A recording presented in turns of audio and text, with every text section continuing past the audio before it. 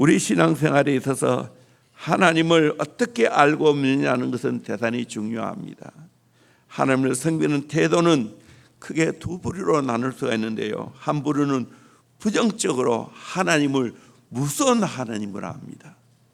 내가 하나님을 바로 섬기지 않으면 재앙과 저주가 임하게 될 것을 알고 무서움과 두려움 속에 벌벌 떨면서 하나님을 섬기는 사람이 있습니다. 이런 사람은 조그만 어려움을 당해도 하나님께서 내게 벌하지 않았는가 생각하고 근심에 잠깁니다. 마치 벌받지 않기 위하여 하나님을 섬기는 사람 같습니다. 율법에 매여 살아갑니다. 안타까운 사실이 이런 사람이 우리 장로 교인들 안에 많다는 겁니다. 또 한 부류는 긍정적으로 하나님은 참 좋으신 아버지 하나님이라는 것을 알고 기뻐하고 감사하는 마음으로 하나님을 섬기는 사람이 있습니다. 이런 사람은 어떤 어려움이 닥쳐도 끄떡도 하지 않습니다. 좋으신 하나님께서 결코 나에게 나쁜 것을 주지 않을 것이라고 확신 속에 기쁜 마음으로 하나님을 섬깁니다. 여러 성도님들은 어떻게 하나님을 섬깁니까? 부정적으로 하나님을 섬기고 있습니까? 긍정적으로 하나님을 섬기고 있습니까? 저는 오늘 말씀을 통하여 하나님 아버지는 너무 좋으신 아버지라는 것을 다시 한번 말씀을 통해서 검증해 드리고, 하나님을 향하여 오해가 있다면 마이너스 3에서 이해로 바꿀 수 있는 은혜가 있기를 소망합니다. 아멘. 오해를 이해로 바꾸기를 바랍니다.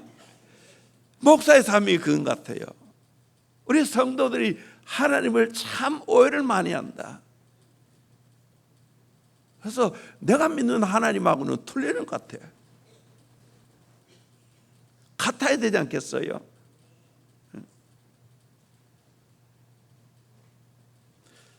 하나님을 어떻게 잘 알 수 있는가? 하나님은 말씀을 통하여 자기 계시를 합니다. 말씀을 통해 하나님을 바로 알고 경험하는 겁니다. 말씀의 꿈이나 환상의 여러 경험을 통해 하나님을 아는 것은 잘못될 수 있습니다. 그렇기 때문에 항상 말씀으로 점검해야 됩니다. 그리고 다른 사람에게 덕을 끼치는가, 사랑하는가, 아니면 해를 끼치는가, 미워하는가 분별해 보면 합니다. 신앙이 어리거나 잘못된 성도들은 하나님을 분별하지 못하기 때문에 갈팡질팡합니다. 하나님을 향하여 의심하고 오해하고 자기 멋대로 하나님을 알고 섬깁니다. 실상이 아니라 허상을 붙잡고 있습니다. 평안이 아니라 불안 가운데 하나님을 섬깁니다. 오늘 말씀을 통해서 하나님이 어떤 분인가를 증명해 드리고, 우리도 하나님이 말씀하신 이 하나님을 우리 함께 섬길 수 있기를 주의 이름으로 축원합니다. 첫째는 평안을 주시는 좋으신 하나님입니다. 11절에 여호와의 말씀이니라 너희를 향한 나의 생각을 내가 아나니 평안이요 재앙이 아니니라. 그 당시에 많은 이스라엘 백성들은 바벨론의 포로로 잡혀갔습니다. 그래서 많은 사람들이 죽고 하나님이 재앙을 내려서 이스라엘을 완전히 버렸다고 생각하는 사람이 많았습니다. 사실은 이스라엘 백성들이 자기의 잘못과 어리석음으로 말미암아 불행을 당했는데도 불구하고 하나님께 탓을 돌렸습니다. 하나님이 우리에게 재앙을 내렸다고 단정합니다. 그때 하나님은 내 생각은 재앙이 아니라고, 평안이라고 했습니다. 물론 하나님께서 그 백성을 사랑으로 때로는 징계할 때가 있습니다. 사랑하니까 근실하게 징계하지요. 구약에는 이스라엘 백성들입니다. 신약에 왔던 우리 성도들을 그렇게 성실하게 징계하십니다. 징계와 재앙은 다릅니다. 징계는 그 목적이 교정과 성숙에 있다면, 재앙은 그 목적이 잘못에 대한 형벌에 있습니다. 징계의 초점은 미래에 있습니다. 징계를 받는 사람이 미래에 잘되게 하기 위해서 징계하는 겁니다. 재앙의 초점은 과거에 있습니다. 과거 잘못에 대한 형벌입니다. 징계의 태도는 사랑에 있지만 재앙의 태도는 분노에 있습니다. 하나님의 마음은 부모의 심정보다 훨씬 더 사랑이 많습니다. 부모도 사랑하는 자녀가 잘못했을 때 징계의 채찍을 들지만 아무리 잘못하더라도 자식의 재앙 내리는 거 원하는 부모 없습니다. 우리를 사랑하신 하나님은 이것보다 더 사랑이 많으십니다. 더 깊게 사랑합니다. 하나님이 원하시는 것은 재앙이 아니고 평안 주기를 원합니다. 예수님도 이 땅에 평강의 왕으로 오셨습니다. 그리고 우리에게 평강 주시기를 원했습니다. 스튜어트는 예수님이 이 땅에 오셔서 물질적인 것을 남기고 가시지 않았다. 다만 우리들의 마음 속에 평안을 심어주고 가셨다. 놀라운 사실입니다. 혹시 사랑하는 성도들 가운데 이스라엘 백성들처럼 환난과 어려움을 겪고 있는 분이 계십니까? 하나님이 혹시 나에게 재앙을 내리지는 않았는가? 두려움과 절망에 빠져 있는 성도들이 계십니까? 그것은 마귀가 주는 겁니다. 어리석은 인간의 생각입니다. 하나님이 우리에게 주는 것은 결코 재앙이 아닙니다. 평안입니다. 때로 내가 잘못했을 때 하나님은 징계의 채찍질을 통해서 나를 바로 잡아주시지만 그로 인하여 우리는 낙심할 필요 없습니다. 오히려 기뻐해야 됩니다. 하나님의 징계는 우리에게 너무 좋은 것입니다. 이 히브리서 12장에 말하고 있지 않습니까? 우리를 훈련시킨다고. 바로 잡아주십니다.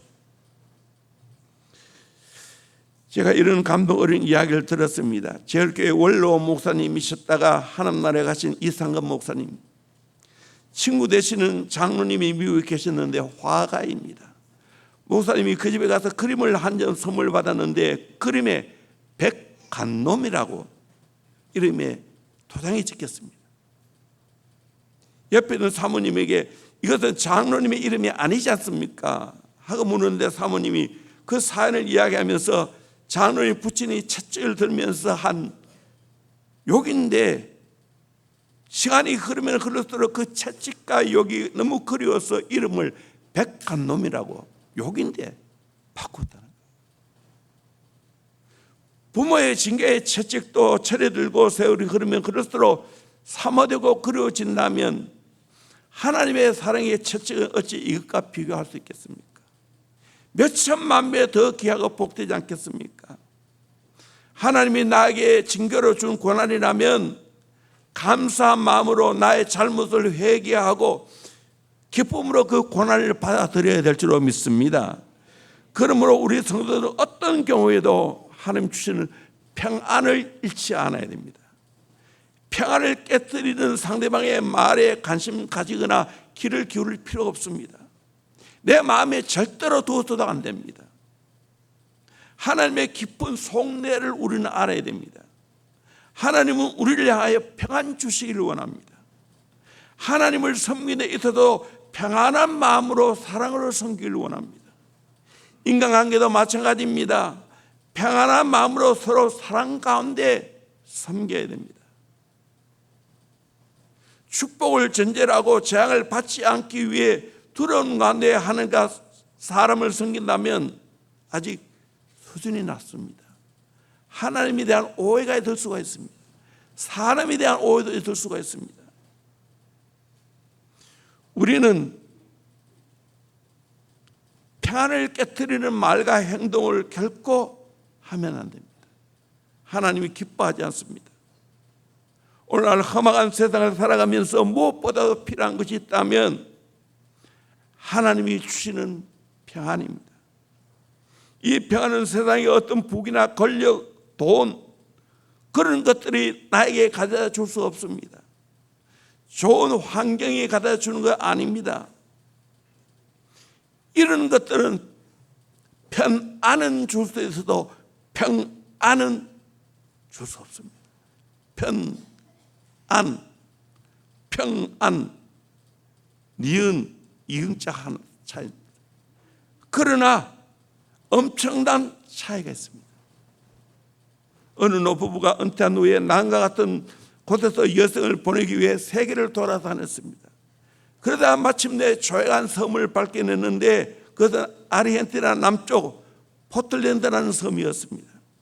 그 노부부는 그곳에 집을 정하고 전에 다른 교회 목사님에게 드디어 나는 낙원과 같은 좋은 곳을 찾았다고 크리스마스 카드를 보냈습니다.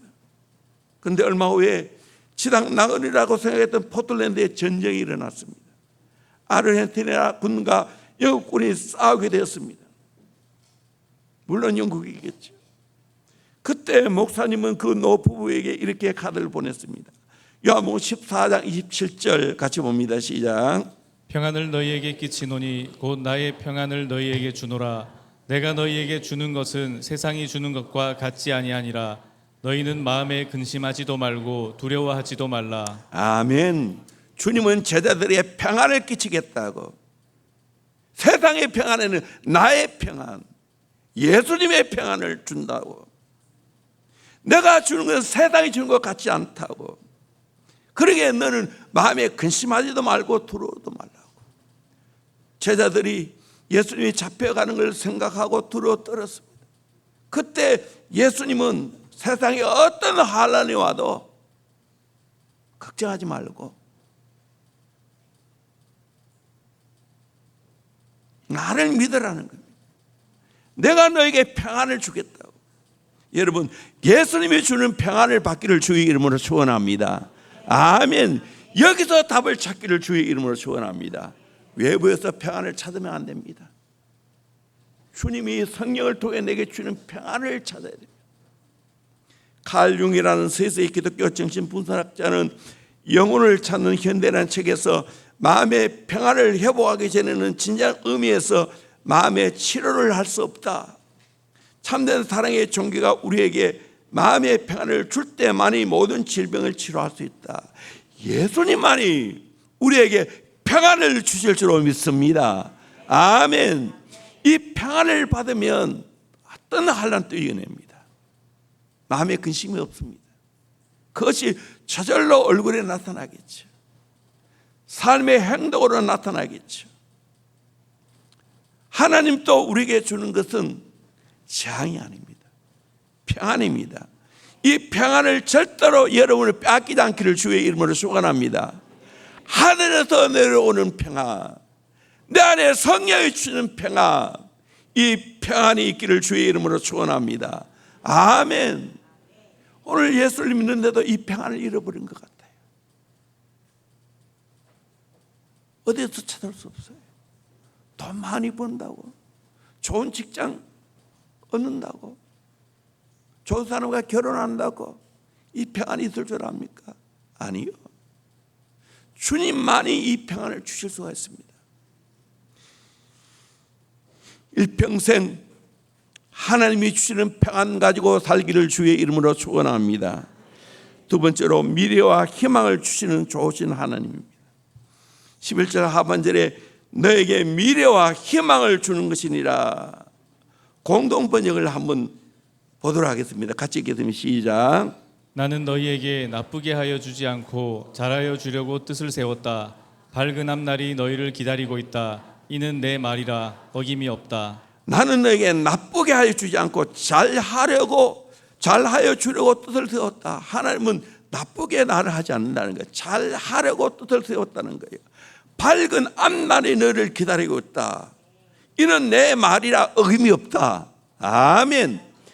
하나님은 우리를 잘하려고 해주십니다. 밝은 앞날이 우리에게 기다리고 있습니다. 아멘. 에레미야 선지자가 이 말씀을 기록할 때는 언제입니까? 나라를 잃고 자유를 박탈당한 채 먼 나라에 끌려와 휘어진 가족을 찾을 길도 돌아갈 기약도 없는 가운데 고통의 세월을 보낼 때입니다. 그들이 그발 강가에 앉아있는 자들에게 너의 노래를 연주해 보라고, 그래서 고국을 그려하며 눈물로 한맺힌 노래를 부를 그때였습니다. 그때 하나님은 이스라엘 백성들에게 미래와 희망이 있다고 말씀하십니다. 밝은 앞날이 기다리고 있다고 말합니다. 아직 가장 좋은 날은 우리에게 오지 않았습니다. 그날이 우리를 기다리고 있다는 사실입니다. 그러므로 아무리 환경이 암울하고 고통이 따른다 해도 결코 낙심할 필요 없습니다. 좋으신 하나님을 믿는 자에는 반드시 미래와 희망이 있는 줄로 믿습니다. 항상 주님이 나와 함께 하십니다. 아멘. 하나님은 우리의 앞날, 우리의 가정, 교회, 민족, 미래와 희망을 주시는 하나님인 것을 믿습니다. 여러분, 우리 뜻대로 안 되는 것 같지만 걱정하지 마세요. 하나님이 계십니다. 합력하여 선을 이루게 될 줄로 믿습니다. 합력 선성이 될 줄로 믿습니다. 우리는 오뚜기 같은 인생을 살아가야 됩니다. 잠언 24장 16절 말씀 같이 봅니다. 시작. 대저 의인은 7번 넘어질지라도 다시 일어나려니와 악인은 재앙으로 말미암아 엎드러지느니라. 악인은 한 번 재앙 만나면 엎드러지지만 의인은 그렇지 않습니다. 7번 넘어질지라도 다시 일어납니다. 7.8기입니다. 아멘. 전에 얘기했지요. 미국에 인형이 있는데 이 인형은 그냥 딱 쓰러뜨리면 I am strong 하고 일어난다는 거예요. 더 세게 딱 때리면 I am strong 하면서 일어난다는 거예요. 이게 우리가 되어야 되는 거예요. 세게 넘어져서 더 세게 일어나는 거예요. 하나님 믿고. 우리는 롯처럼 썩고 쇠질 땅만 바라보고 사는 사람이 아닙니다. 아브라함처럼 믿음의 세계에 영원한 하나님 나라를 바라보고 살아갑니다. 환경과 이익 따라 변하는 사람을 바라보지 않습니다. 영원히 변하지 않은 말씀과 하나님 바라보고 살아갑니다. 하나님의 약속을 바라보고 살아갑니다. 육신의 눈으로 바라보지 않고 영의 눈을 떠서 영의 눈으로 바라보는 겁니다. 이 세상에서 제일 가난하고 불행한 사람은 희망이 없는 사람입니다. 하나님 만나지 못하면 이 희망이 없습니다. 하나님을 만나게 되면 희망이 있습니다. 토마스 칼라일이 인간은 희망에 기초를 둔 존재라고 했습니다. 그리고 내 소유를 다 뺏긴데도 오직 한 가지 희망만은 가시기를 원한다고 했습니다. 그분이 이런 말을 했습니다. 길을 가다가 돌이 나타나면 약자는 그것을 걸림돌이라 생각하지만 강자는 그것을 디딤돌이라고 생각합니다. 인생을 살아가다 보면 나를 걸려 넘어질 것 같은 내 앞에 장벽이 있죠. 걸려 넘어뜨리는 돌이 있죠. 그러면 어떻게 생각하십니까? 걸림돌로 생각합니까? 디딤돌로 생각합니까? 희망을 가진 사람은, 예수를 믿는 사람은 걸림돌로, 거침돌로 생각하지 않고 디딤돌로 생각하는 줄로 믿습니다. 아멘. 직장에서 두 사람이 일을 하고 있는데 한 사람은 언제나 어두운 표정으로 마지못해 억지로 일을 합니다. 그런데 한 사람은 언제나 밝은 표정으로 아무리 힘든 일이라 할지라도 즐겁게 노래하면서 일합니다. 오늘 조사해 봤는데 밝은 표정으로 활기있게 일하는 사람은 희망을 가진 사람입니다. 마지못해 억지로 일하는 사람은 희망이 없습니다. 하나님은 어떤 분입니까? 우리에게 미래와 희망을 주신 하나님입니다. 아멘. 우리 청년들 이 말씀으로 일어나길 바랍니다. 아멘. 우리 성도들 이 말씀으로 일어나기를 바랍니다. 하나님은 우리에게 미래와 희망을 주신 하나님입니다. 셰익스피어는 우리에게 불행을 치료하는 한 가지 약이 있는데 그것은 희망이라고 했습니다. 존슨은 희망은 이 세상에 베푸는 가장 큰 행복이다. 희망이 있는 한 언제나 행복할 수가 있습니다. 노암 빈세트 필 박사는 하나님은 사람을 변화시키고 변화된 사람은 상을 변화시킨다. 하나님은 나를 변화시킵니다. 변화된 사람은 그 상을 변화시킵니다. 이런 은혜가 있기를 주의 이름으로 축원합니다. 우리 자신이 처한 상황이 주로 다른 사람들 때문에 그렇다고, 물론 그럴 수 있습니다. 그러나 우리 자신이 상황을 변화시키기 위해서 내가 먼저 변화되어야 됩니다. 내가 변화되어지면 다 변화시킬 수가 있습니다. 나로부터 시작되는 겁니다. 우리는 곧잘 상황을 핑계댑니다. 환경을 핑계댑니다. 상황과 환경이 좋아지면 미래와 희망이 있다고 생각합니다. 아닙니다. 아무 일이 일어나지 않고 더 깜깜할지라도 하나님의 약속을 믿고 하나님을 믿는 사람은 그 상황을 헤쳐나갑니다. 기억고 희망을 붙잡습니다. 미래를 붙잡아냅니다. 리차드 버크의 갈매기 주단을 잘 알고 계실 것입니다. 우리의 마음의 희망의 갈매기가 더 높이 더 멀리 비상하면 할수록 더 많은 걸 보고 더 많은 걸 깨닫고 더 많은 것을 경험할 수 있다고 했습니다. 우리는 그렇게 살아야 돼요. 우리는 땅의 존재가 아니에요. 하늘의 소망을 두고 사는 사람, 하나님 믿고 살아가는 사람입니다. 꽃들에게 희망이라는 군도 출판에서 나온 책이 있죠. 애벌레들이 나무 위에 무엇인가 있는 줄 알고 열심히 밟고 올라갑니다. 그러다 또 떨어지고 또 다른 놈이 밟고 올라갑니다. 실상 나무 위에 아무것도 없습니다. 그런데 나비가 되어 훨훨 날아갈 때 그 애벌레들의 모습이 얼마나 어리석어 보이겠습니까?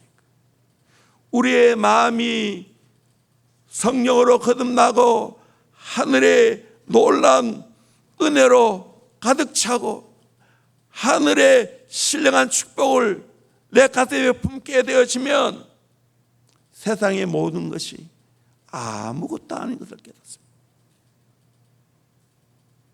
우리에게는 미래와 희망이 있다는 것을 깨닫고 살아갑니다. 우리 성도님들 어려운 가운데 살아가지만 미래와 희망의 날개를 달고 행복의 세계를 향하여 훨훨 나비처럼 날아갈 수 있기를 주의 이름으로 축원합니다. 세 번째, 기도에 응답하시는 좋으신 하나님입니다. 12절에 너희가 내게 부르짖으며 내게 와서 기도하면 내가 너희들의 기도를 들을 것이요. 약속입니다. 내게 부르짖으며 내게 와서 기도하면 내가 너희들의 기도를 들을 것이요. 길을 지으시는 하나님이 어찌 내 기도를 들으시지 않겠습니까? 고통스러운 현실을 할지라도 여러분 기도가 막히지 않기를 주의 이름으로 축원합니다. 아멘. 저는 어릴 때보다도 기도를 많이 합니다. 오늘 새벽에도 3시 반에 일어났어요. 깨었어요. 그래서 샤워하고 일찍 와서 앉아 있었어요. 너무 좋았어요. 5시 반에 제자 훈련하는데 5시 반까지 좀 더 있었으면 좋겠다 하는 마음이 들었어요.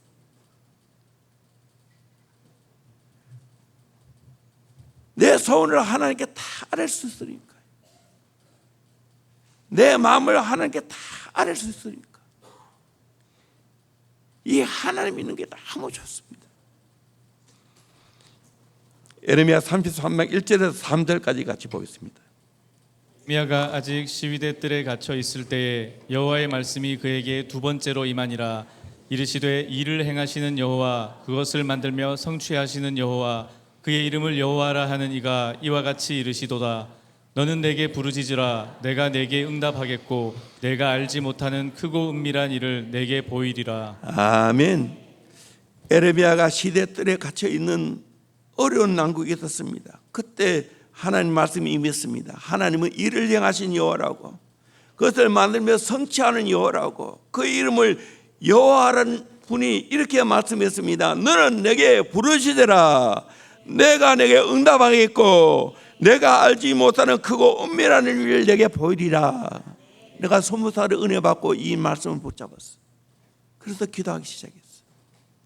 세월이 많이 흘러갔지만 여전히 이 말을 붙잡습니다. 나이가 되어도 하나님이 내 기도에 응답하시겠고 내가 알지 못하는 크고 은밀한 일, 비밀의 일을 계속해서 보여주실 줄 믿습니다. 나는 미래를 꿈꿉니다. 내 기도가 결코 헛되지 않을 줄 믿습니다. 하나님 살아계십니다. 천지 만물을 창조하셨고 이름 모를 풀 한 폭이 꽃 한 송이 보다그러면 새 한 마리도 계획 없이 창조하지 않았고 관심을 가지고 입히시고 먹이시는 하나님이십니다. 그 하나님이 우리를 향하는 계획이 없겠어요? 이 땅에 보내신 계획이 없겠어요? 그러기에 하나님의 그 계획을 알기 위해서 기도하는 겁니다. 기도는 보잘것없는 내가 천지 만물을 창조하시는 하나님과 교제하는 겁니다. 기도는 인간의 최고의 특권이며 고귀한 행동입니다. 이 가치를 알아야 됩니다. 아직까지 이 가치를 모르니까 기도를 안 하는 거예요. 저는 험한 세월을 보내면서 이 가치를 알았어요. 젊은 시절에 멍에를 매는 게 좋다고. 그러기에 기도 안 할 수가 없었어요. 그것이 내게는 축복이었어요. 그 기도가 내 몸에 배이니까 지금도 여전히 기도합니다. 기도하면 하나님이 좋으신 아버지라는 것이 더 경험되어집니다. 마태복음 7장 11절 말씀 같이 보도록 합니다. 너희가 악한 자라도 좋은 것으로 자식에게 줄 알거든 하물며 하늘에 계신 너희 아버지께서 구하는 자에게 좋은 것으로 주시지 않겠느냐. 아멘. 악한 부모라도 자식에게 좋은 거 주는 걸 아는데 하물며 하늘에 계신 우리 아버지께서 구하는 자에게 좋은 거 주지 않겠습니까? 기도하면 하나님이 내게 제일 좋은 거 주실 줄로 믿습니다. 아멘. 제가 아마 잘 모르게 부교육자 시절에 36학년도 됐죠. 강림 수도원에 청년대학부 교육자 세미나에 참석했습니다. 그때 우리 교회도 뭐 아무것도 없었고 저도 앞날이 막막하고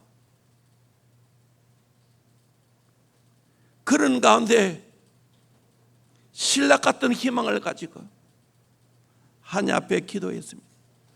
강림수도에 가면 계속해서 올라가면서 동상들이 있고 마지막에는 십자가, 그 다음에는 부활 동산이 있습니다. 그 올라가면서 기도했을 때 하나님이 제게 이 말씀으로, 오늘 본문 말씀으로 제게 말씀해 주었어요. 걱정하지 마라. 미래와 희망이 있다. 너 기도를 하나님이 듣고 있다. 너를 만나 주신다. 세월이 많이 흘렀지만 정말 좋으신 아버지였습니다. 우리 교회를 향해서도 좋으신 아버지였습니다. 때에 맞춰서 하나님이 축복해 주었습니다. 저는 이 하나님이 내게는 너무나 좋습니다. 어떤 일을 만나도 좋으신 아버지 하나님에 대해서 흔들리지 않습니다.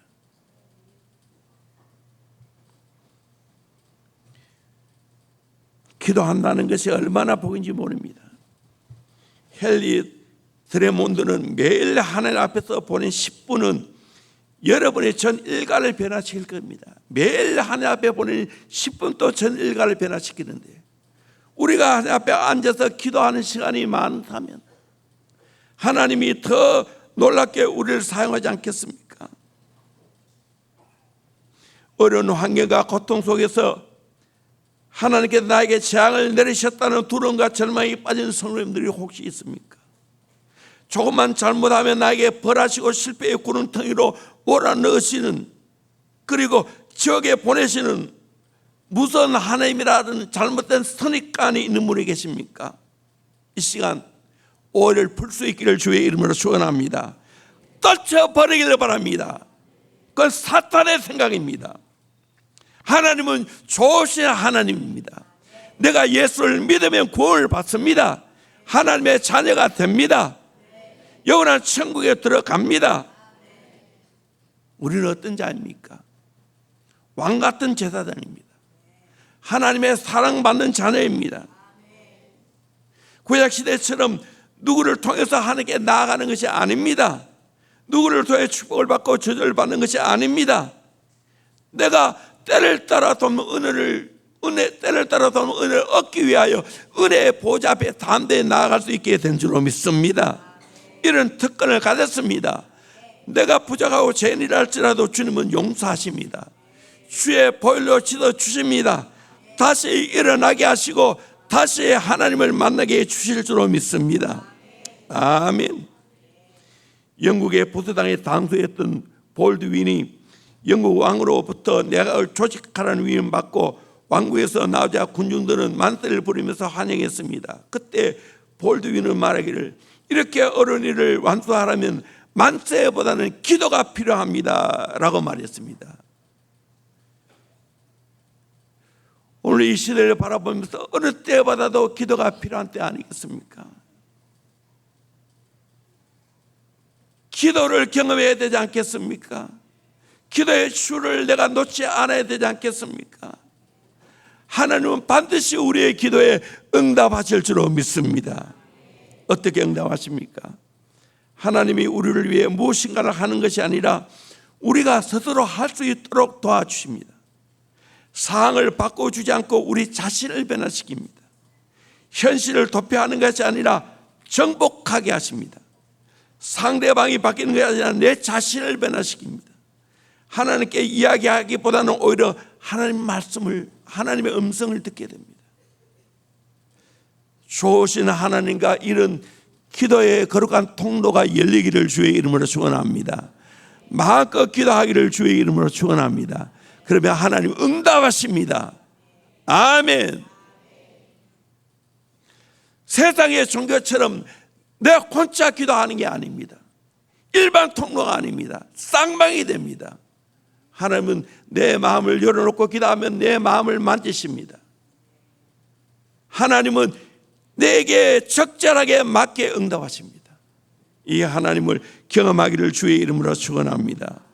네 번째로 온 마음으로 구하고 찾으면 만나 주시는 하나님입니다. 우리 13절 14절 같이 읽겠습니다. 시작. 너희가 온 마음으로 나를 구하면 나를 찾을 것이요 나를 만나리라. 이것은 여호와의 말씀이니라. 나는 너희들을 만날 것이며 여기까지.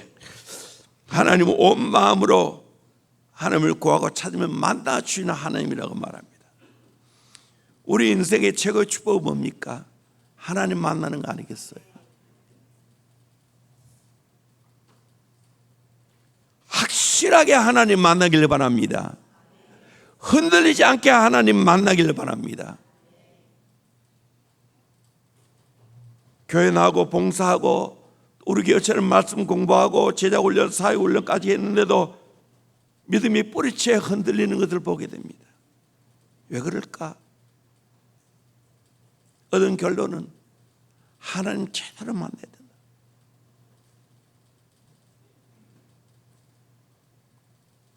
(13절에) 너희가 온 마음으로 나를 구하면 나를 찾을 것이요 나를 만나리라. 아멘. 14절에도 나는 너희들을 만날 것이며 라고 했습니다. 하나님은 만나 주십니다. 허공에 기도하는 게 아닙니다. 영적으로 만나 주십니다. 실상보다 더 깊게 나를 만나 주십니다. 아멘. 이 하나님 만나야 됩니다.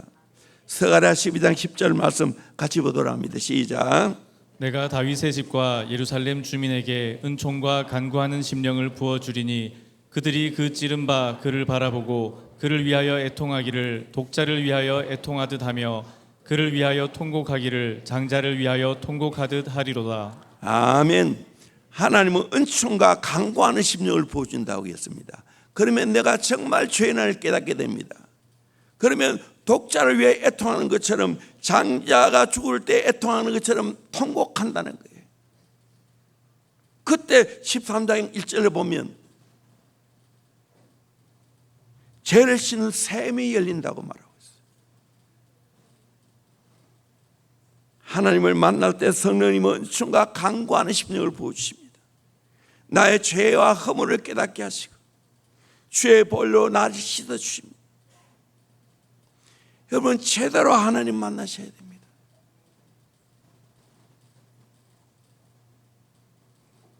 하나님을 만나야 할 때 만나야 됩니다. 하나님 제대로 안 만나고 신앙생활하면 계속해서 흔들립니다. 때로는 모래 위에 집을 지은 것처럼 허물어질 때가 있습니다. 확실하게 하나님 만나야 됩니다. 오늘 본문에 보니까 전심으로 찾으면 하나님 만난다고 했습니다. 세상에도 성공하려면 전심을 다해야 됩니다. 야구 경기에 제일 중요한 역할을 하는 사람은 누굽니까? 투수죠. 투수가 공 하나하나에 혼을 담아 힘과 기를 모아 전력 투구할 때 좋은 결과를 얻습니다.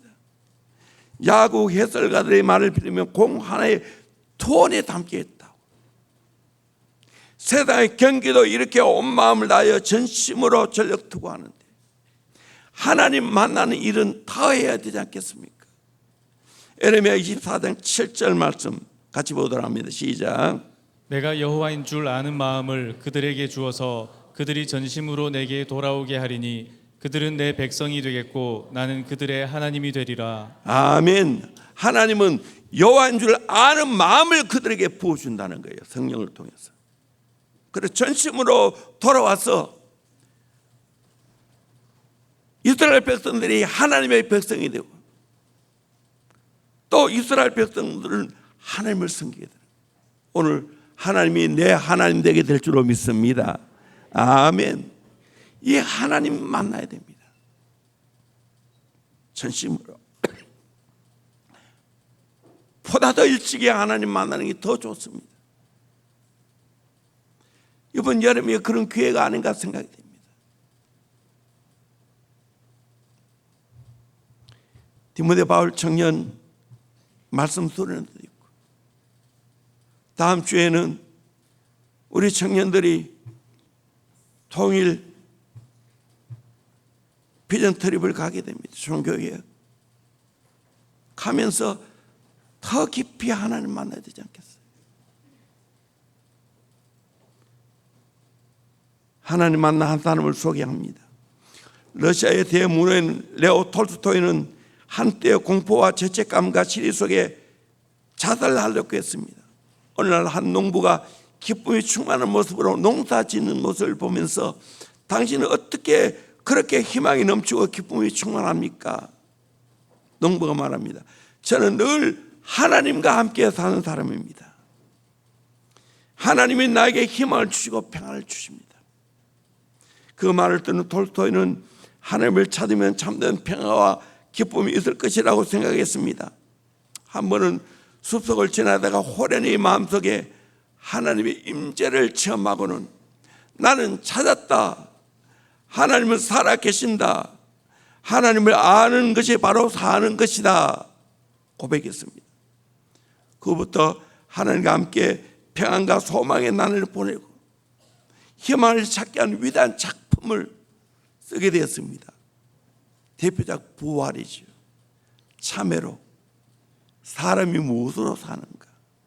사람이 무엇으로 사는가? 세 가지 질문을 합니다. 당신에게 가장 중요한 때는 지금 현재입니다. 두 번째, 당신에게 가장 중요한 일은 지금 당신이 하고 있는 일입니다. 당신에게 가장 중요한 사람은 지금 당신이 만나고 있는 사람. 가정에서 배우죠. 직장에서 내 동료. 가장 귀한 사람들. 하나님 만나야 됩니다. 하나님 만나면 내 가치관이 달라집니다. 살아가는 태도가 달라집니다. 이 하나님 만나야 됩니다. 대형교회 어느 교회보다도 깊이 하나님 만나고 있지만 아직 못 말합니다. 아직 배고픕니다. 제가 담임 목사로도 다 알잖아요. 제자 비전 특별히 늦게 들어오는 애들. 소원이 뭡니까? 하나님 만나는 거 아니겠어요? 그래야 방이 끝이 나지. 제자비는 졸업한 학생, 이제 성인이 되었음에도 불구하고 헤매는 분이 있습니다. 하나님 만나야 돼요. 답은 이 하나밖에 없어요. 우리를 창조하신 하나님, 우리를 너무나 사랑하신 하나님, 이 하나님 만나면 살 의미를 찾습니다. 사명을 찾습니다. 하나님의 꿈을 찾습니다. 이 하나님 만나는 여름이 되기를 주의 이름으로 축원합니다. 다섯 번째로 온전하게 회복시키는 좋으신 하나님. 14절 같이 읽겠습니다. 시작. 이것은 여호와의 말씀이니라. 나는 너희들을 만날 것이며 너희를 포로된 중에서 다시 돌아오게 하되 내가 쫓아보내었던 나라들과 모든 곳에서 모아 사로잡혀 떠났던 곳으로 돌아오게 하리라. 이것은 여호와의 말씀이니라. 예, 이 말은 원 상태로 회복시키는 하나님입니다. 낫게 하시고 아픈 상태로 어루만지시는 하나님이십니다. 쫓아보냈던 나라들과 모든 곳에서 모아 사로잡혀 떠났던 그곳으로 돌아오게 하리라. 잃어버렸던 것을 회복시키는 하나님, 상처를 치유하시는 하나님입니다. 상처는 치유받지 않으면 독이 되지만 치유받으면 약이 됩니다. 우리 조아리의 창을 잘 알지요. 네 가지 영역이 있잖아요. 내가 알고 남도 아는 창, 열린 영역, 오픈 에리어. 내가 알고 남이 알지 못한 숨겨진 영역, 히든 에리어. 내가 알지 못하지만 가까운 사람이 아는 보이지 않는 영역, 브라인드 에리어. 나도 모르고 남도 모르는 미지의 영역, 언나운 에리어.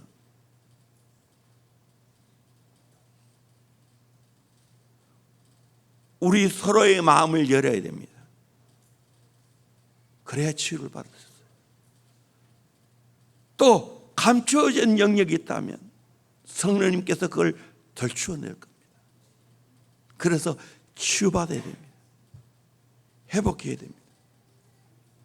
오늘 또 얼마든지 하나님 만나면 치유될 수 있을 줄로 믿습니다. 확실하게 치유됩니다. 아멘.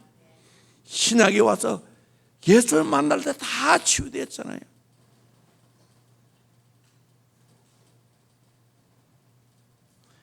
하나님과 관계가 제대로 되어지면 사람과 관계도 잘 이루어집니다. 사랑하는 성도님들, 이 하나님 만났습니까? 회복되었습니까?